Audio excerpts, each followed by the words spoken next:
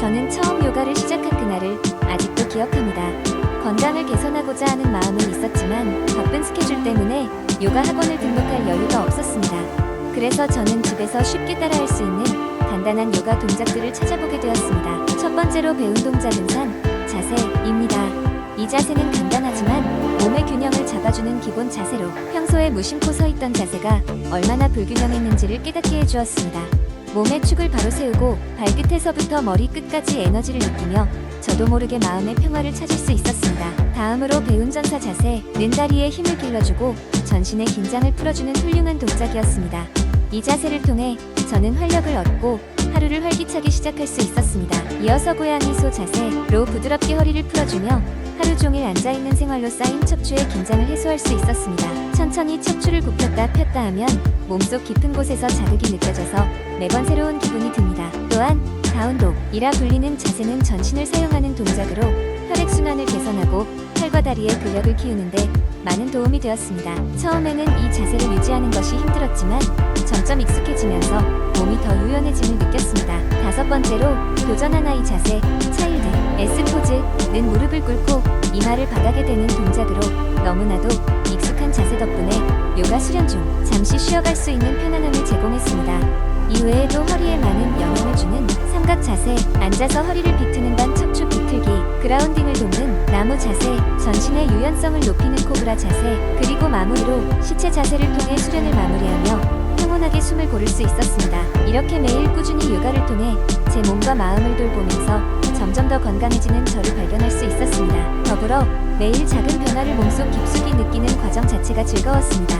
요가는 단순한 운동을 넘어 나 자신과의 대화였고 하루를 정리하는 귀중한 시간이 되었습니다. 이처럼 각기 다른 요가 자세들은 그때그때의 필요에 맞게 다루고 활용할 수 있는 점이 매력적이었습니다.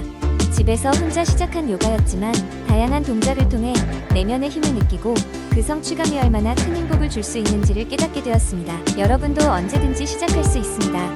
단지 매트를 깔고 편안한 마음으로 나만의 요가 세션에 몰입해보세요. 당신에게 어떤 따뜻한 변화가 찾아올지 모르는 일입니다. 두 번째 이야기, 한때 나는 불면증으로 인해 밤마다 침대에서 뒤척이곤 했다. 피곤한 하루를 마치고 집으로 돌아왔을 때 침대는 나의 휴식처가 되어야 했지만 정작 잠은 멀리 있었다. 졸린 눈을 억지로 뜨고 새벽까지 깨어있는 상황은 여러 번 반복되었고 그러한 날들이 쌓일수록 몸과 마음은 지쳐갔다. 마침내 나는 이 악순환을 끝내야겠다고 결심하고 나만의 불면증 퇴치 계획을 세우기로 했다. 먼저 나는 나의 생활 습관을 면밀히 관찰하기 시작했다. 아침에 일어나자마자 스마트폰을 들여다보고 하루 종일 스크린을 응시하며 시간을 보내던 나에게는 수면 환경 자체가 중요한 변수라는 것을 깨달았다. 이러한 통찰은 먼저 나의 스크린 타임을 줄여나가야 한다는 결심으로 이어졌다. 잠들기 최소 1시간 전에는 스마트폰과 노트북 그리고 TV에서 멀리하기 시작했다. 이 과정은 처음에는 다소 불편하게 느껴졌지만 곧 나의 뇌가 점점 더 편안해지고 밤이 되면 더 빨리 수면 상태로 전환되는 것을 느낄 수 있었다. 이어서 나는 자신의 수면 환경을 개선하기로 마음먹었다. 침대 주변을 정리하고 침구를 더 포근하고 아늑하게 바꾸었다.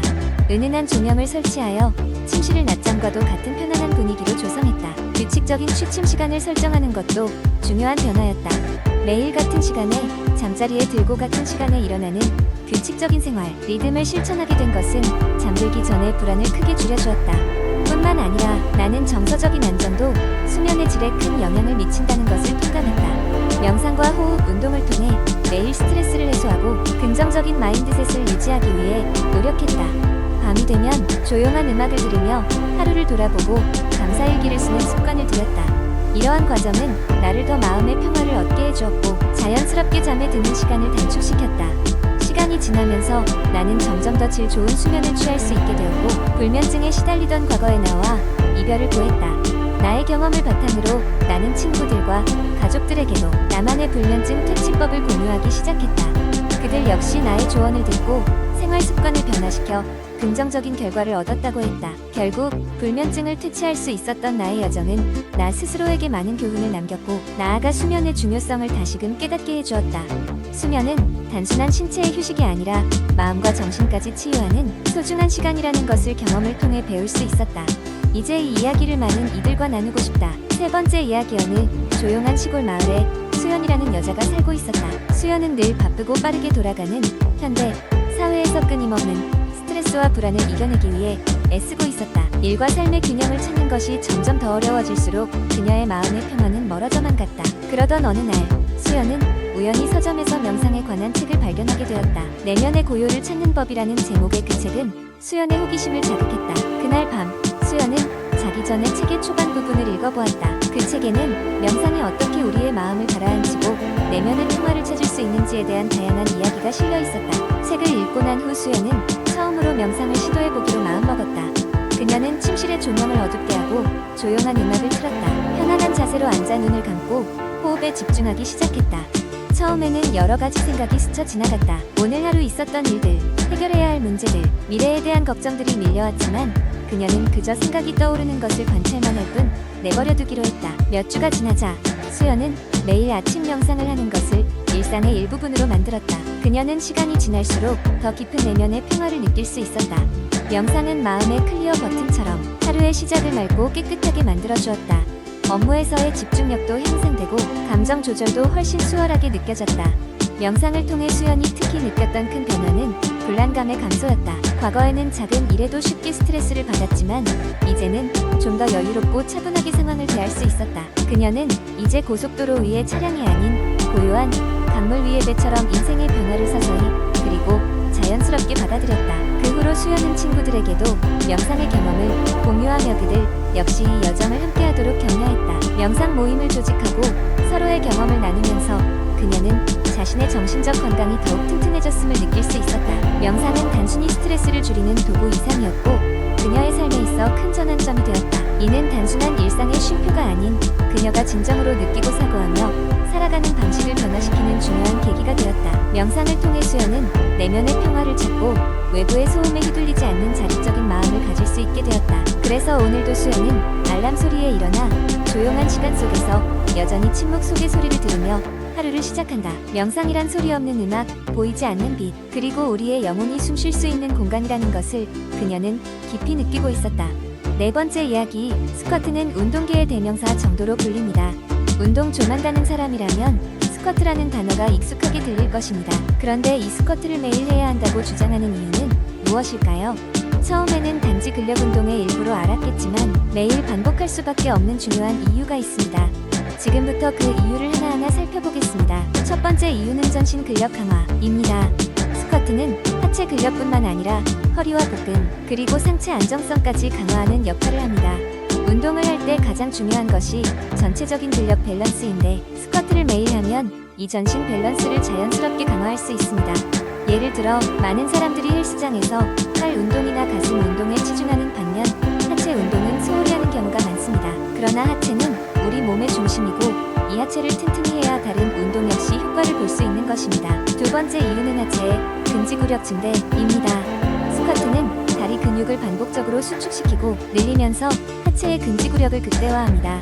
이것은 단순히 근육이 커지는 것 이상의 중요한 의미가 있습니다. 하체의 근지구력을 증진하면 일상생활에서의 피로도가 줄어들고 어떤 신체 활동도 더욱 쉽게 할 수 있게 됩니다. 계단을 오르는 것이 쉽고 장시간 걷는 것도 부담되지 않게 되지요. 하체는 기본적으로 우리 몸 전체 무게를 지탱하는 역할을 하므로 근지구력이 강하면 자연스럽게 체력이 좋아지게 됩니다. 세 번째 이유는 호르몬 분비 촉진입니다. 사람의 몸은 중량을 들어 올리거나 강도 높은 운동을 하게 되면 성장 호르몬과 테스토스테론 같은 호르몬을 분비하게 됩니다. 스쿼트는 신체의 거의 모든 근육을 사용하여 이들 호르몬의 분비를 촉진시키는 데 아주 효과적입니다.